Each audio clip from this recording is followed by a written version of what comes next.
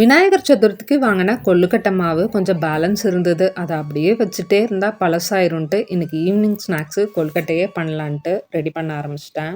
கொழுக்கட்டை செய்கிறதுக்கு ஒரு 1 hour முன்னாடியே கடலைப்பருப்பை ஊற போட்டு வச்சுருந்தேன். 3 விசில்ஸ் விட்டு எடுத்தால் இந்த மாதிரி நல்லா வெந்து வந்துடும். ஸ்மாட்ச் பண்ணி வச்சுக்கலாம். இது வெந்துட்டு இருக்க கேப்லேயே தேவையான தேங்காய்லாம் குட்டி குட்டியாக கட் பண்ணி ரெடியாக எடுத்து வச்சிட்டேன். அப்படியே தேவையான வெல்லத்தை லைட்டாக தண்ணி சேர்த்து கரையிற வரைக்கும் சூடு பண்ணி எடுத்துக்கிட்டேன்.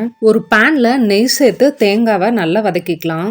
தேங்காய் நல்லா கலர் மாதிரி வரும். அதுக்கப்புறமா மசிச்சு வச்சிருக்க கடலைப்பருப்பு பாகியும் வடிகட்டி இந்த மாதிரி சேர்த்துட்டு கட்டியாகிற வரைக்கும் வதக்கி விட்டுக்கிட்டே இருக்கலாம். நல்லா கட்டியானதுக்கு அப்புறமா அடுப்பை ஆஃப் பண்ணிட்டு கொழுக்கட்டை மாவில் கொஞ்சமாக நெய் சேர்த்து சுடு தண்ணியில் நல்லா சாஃப்டாக பசைஞ்சு ரெடியாக எடுத்து வச்சிட்டேன். நெய் சேர்த்து செஞ்சால் ஆறுனதுக்கு அப்புறமும் ரொம்ப சாஃப்டாக இருக்கும். இந்த மாதிரி நமக்கு பிடிச்ச ஷேப்குள்ளே ஸ்டஃபிங்கை வச்சு ஒரு 10 minutes இட்லி பாத்திரத்தில் வேக விட்டு எடுத்தால் சூப்பர் சாஃப்டான கொழுக்கட்டை ரெடி.